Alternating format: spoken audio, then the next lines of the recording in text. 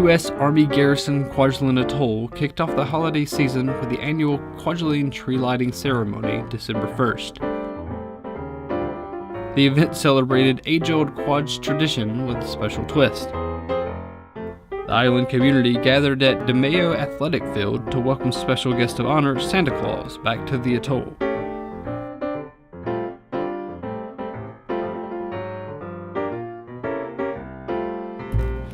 After arriving, he joined high school students to lead a Christmas parade to the downtown area.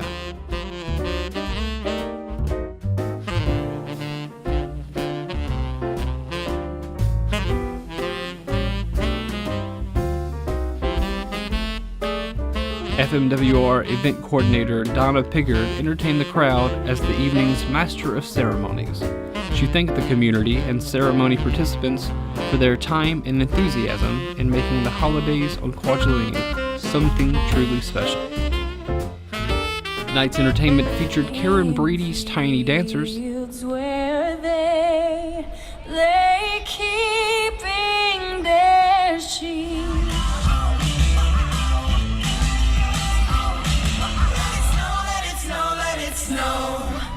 music from George Sykes Elementary School Choir,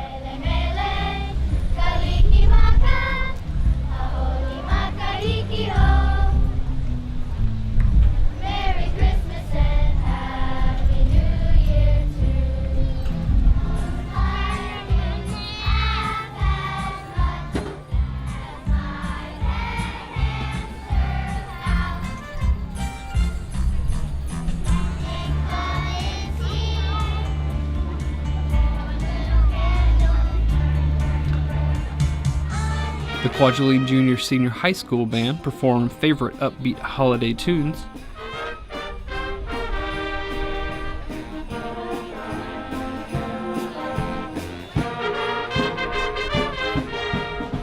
and special dance performances.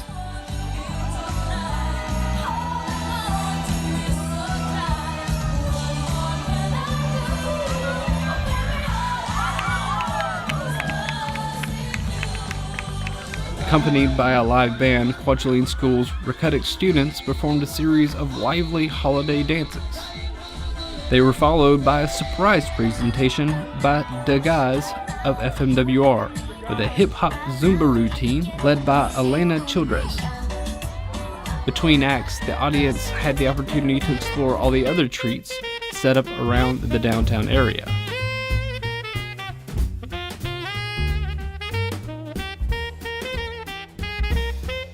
At last, it was time for the main event. Kwaj residents prepared for the lighting of the holiday trees. But of course, it's not a Kwaj tradition without a few hiccups. 3, 2, 1. Once the lights finally cut on, the crowd reacted in cheer. To finish the night, as residents shopped and enjoyed the evening, a special acoustic set by Kwaj band Robbing Sunrise serenaded their progress through downtown.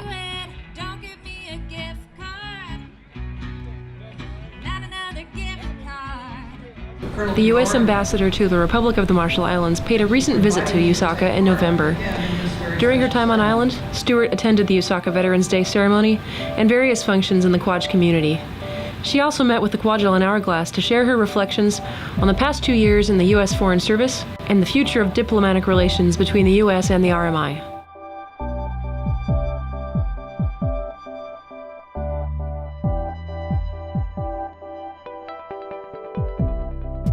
One of them involves Kwajalein very directly. It was the successful completion of the oil offload from the Prince Huygen.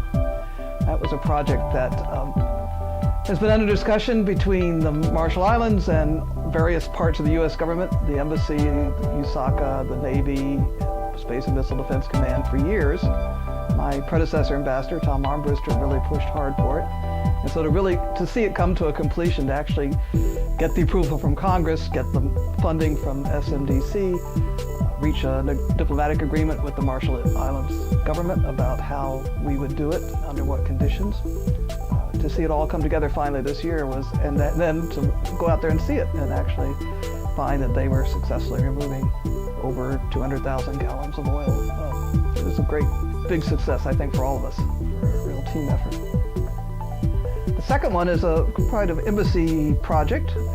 We just gave the largest embassy public diplomacy grant I think we've ever given to the Alele Museum in Majuro to clean up, preserve, conserve, digitalize the De Broom collection, which is both photographic prints, probably the earliest photographer in the Marshall Islands. And you have some prints of his pictures here in your cultural center here in Kwajalein. And then also his records. He was a trader, a merchant. And so his business records give a very fascinating insight into what the history of the Marshall Islands in the 19th century, what was going on here then. These records were stored in a room in the Alele Museum that had a leak in the ceiling, and they have been damaged by water, and this grant, it will clean them, as I say, scan them so that they're electronic records, and then put them in better storage for the future.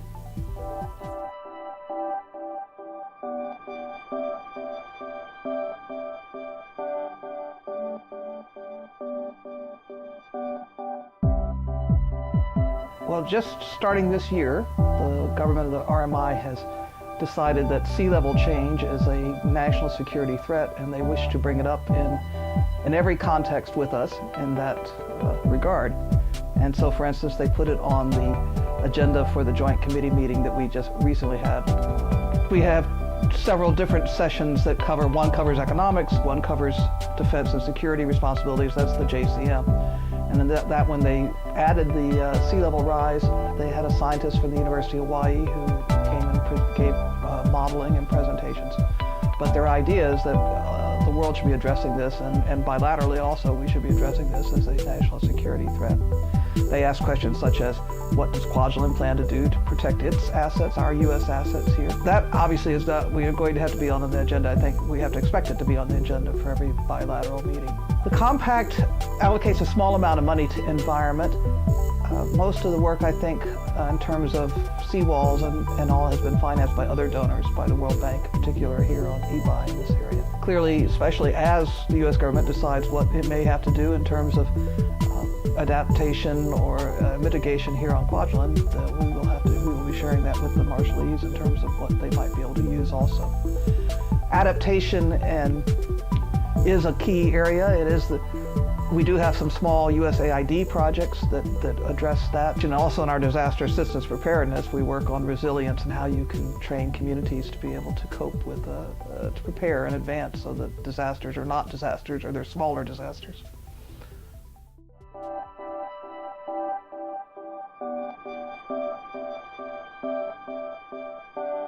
Well, of course, we just touched on one, the climate change, and how we can help adapt to that. A very obvious one that hits everyone, of course, is what happens after 2023. Under the compact, at the end of our fiscal year 2023, as it's written now, we would stop grant assistance, and some of our federal programs and services might come to an end. Some of the help that we give help from our federal agencies, Health and Human Services, Department of Education, the U.S. Postal Service, and some of FAA for the airport. Some of that either has to be extended, reauthorized by new legislation, or funded some more. And then exactly what to do about grants, whether we should try and continue some grant assistance, whether we should continue more contributions to the trust fund after 2023. That will be an issue for certainly my next successor, because, as I say, 2023 is almost on us in terms of how long it takes two governments to negotiate an arrangement and then to have it approved by Congress. Back in Washington, we are just beginning to prepare to think about these issues and how we would have a discussion with the Marshallese. Those are the two, I think, crucial issues that my successors will be dealing with the next decade.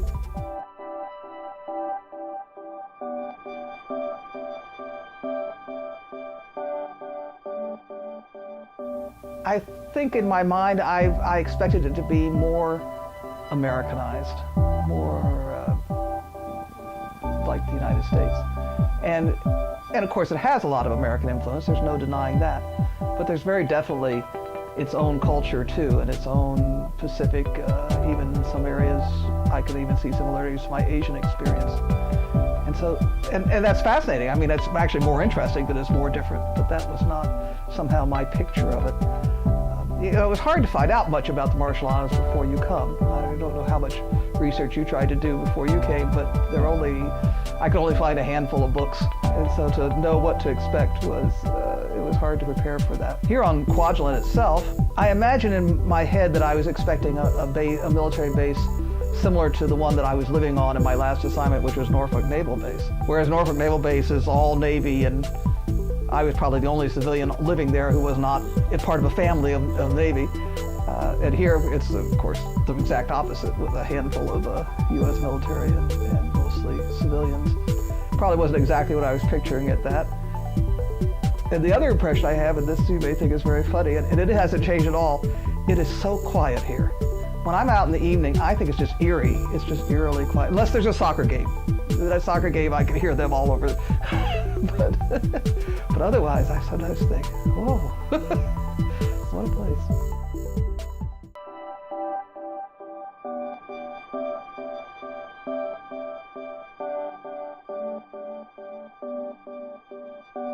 Well, the switch in field kind of demonstrates how I don't seem to plan my life out very far. I was as you know, in graduate school at UVA studying astronomy, and discovered as a graduate teaching assistant that I didn't really enjoy teaching. So I began to think that I was going down, what was I doing with my life? And my oldest brother, who was a computer scientist for the government, just sent me a little note with the clipping with the advertisement for what was then an annual Foreign Service exam, and said, "Here, I think you'd like this." So I just took the test because, older brother, I idolized him. He said I should take the test. I took the test, and then started reading up about it to figure out what it was before I went to the oral interview part of it, and decided, well, I think this sounds interesting. Our family traveled. I thought it would be interesting to go overseas. And I got in, and it turned out to be right. I loved it. I love the variety. I love being able to do something different every 2 or 3 years without actually having to go and quit my job and have to hunt another one. I mean, I'm guaranteed a job. I just guaranteed I have to move, too.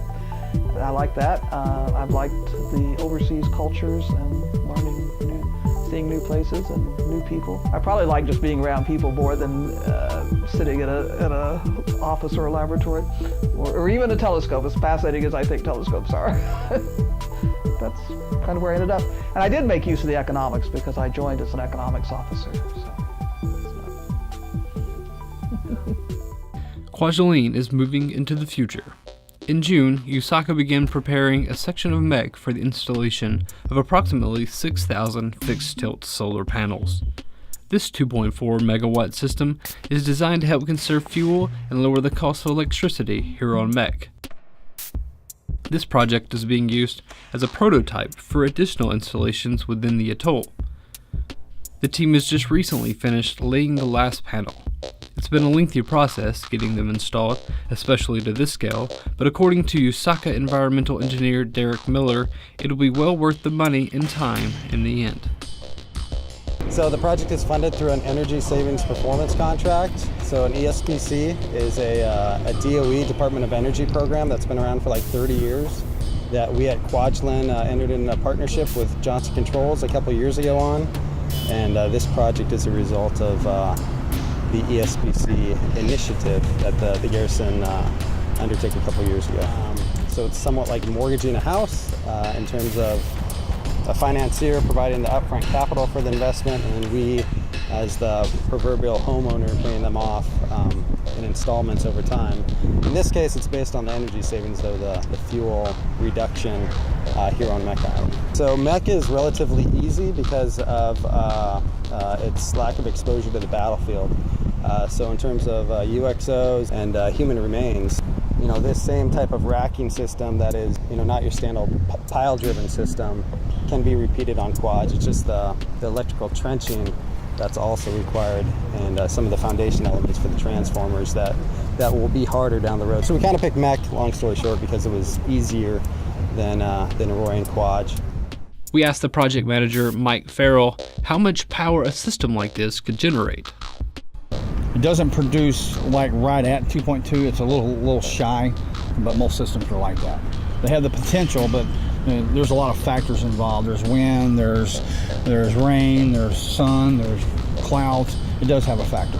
And during the daytime, this could probably run a lot of stuff without having to run a generator. If the generator was to go down, they can still keep key components up to keep this thing going. There's a battery system that's going to be installed that'll help, keep those systems going until they can get the generators back up and going. So this is how it works. The sun beats down on the solar panels, which absorb the solar energy and converts it to electrical energy. That electrical energy is collected from a number of panels in a combiner box, and then put through an inverter, which changes the power from direct current, or DC, to alternating current, AC. From there, the AC power from many inverters is collected into the combiner panel. Then, AC power from the solar array is run through a transformer which steps up the 480 voltage power to match the higher grid voltage to be collected into the solar array combiner panel. That is where the microgrid controller comes into play. It's basically a small computer that controls which available energy supply is used to power the grid. There's the solar energy, the diesel generator energy, or the battery energy storage system, known as BESS. The microgrid controller will focus on taking power from the solar array, seeing as that's free energy, unlike the diesel generators that consumes fuel. This free solar power may go directly into the grid as needed, and then any excess may be diverted to charge the batteries in the BESS. The BESS is used to store excess energy that can also be used as another source of energy to power the grid if the microgrid controller deems it necessary. Marshall, these work for us. Man, I've been here for a week. These are the hardest working people I've ever seen. You don't see them standing around. You don't see them, waiting on somebody to tell them what to do. They come ask me, hey, what do you got next? I think they're fantastic. I couldn't ask for anything better myself. So the Army is actually pretty darn good about a lot of things, and beyond the environmental protections and some of the especially local climate change concerns that I think this project plays well into. The ability to diversify an energy portfolio and not just have a traditional, fossil fuel power source gives the Army generally resiliency. So we can have operations if there ever was to be, a disruption to fuel supply. For instance, so that's really the big driver is kind of readiness for the Army, and solar, wind, alternative energy are really key to that whole operational readiness. As big as for the solar industry, we know that this is the future. I'm sorry, but we can't depend on our fuel consumption. We got to keep going further and doing better. We've got to learn to embrace this. A lot of people are still pushing back, oh, it's not that good, but actually they're starting to show that these things are good. These things are better. It's just the wave of the future. It's just like wind energy, same thing. Well, I think the ultimate goal, it's questionable if it's attainable, is net zero, right? So, basically the garrison would be creating as much power within itself from solar sources, not imported sources like fuel that we use on island. So that's, number one, it's reduction of energy on the atoll through conservation measures, and we're doing LED lighting and new ACs to reduce the demand, and then you fill in the demand with renewable sources as much as possible that we can create on island, such as solar. Hopefully we'll get to wind one day. But yeah, big long-term picture, I think we should get as close to net zero as possible. The resources out here are amazing, so I think if anywhere it's achievable, it's probably here at Kwajalein.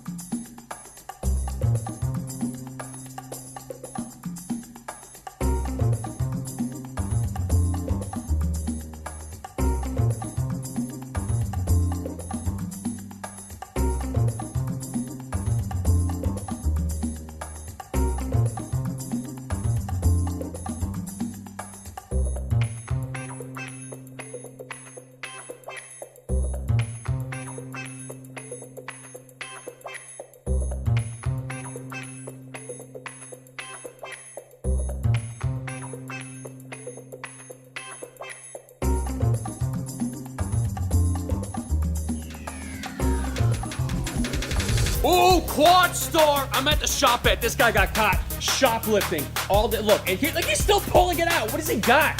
What? Oh, what is that? Paint and rice cooker, camping equipment. What are you? I think at this point you were just grabbing stuff. You're not even thinking. DVDs. What? Batman. You got all animated DVDs. What? How old are you? What is this? A VR set? God. What? Oh, more? What do you got now? What do you got now? Coffee filters. Coffee filters. What is this guy planning? He's going outside, going to VR. What is this? He put a whole, it just keeps going. He put a whole umbrella in his pants. How do you get away with that? How do you get away with that? You don't. Man. Look at this boy. Look, you're in the middle. Everyone's watching you. You got to pull it out in front of everyone. You can be all over the internet. Oh, you are so fired.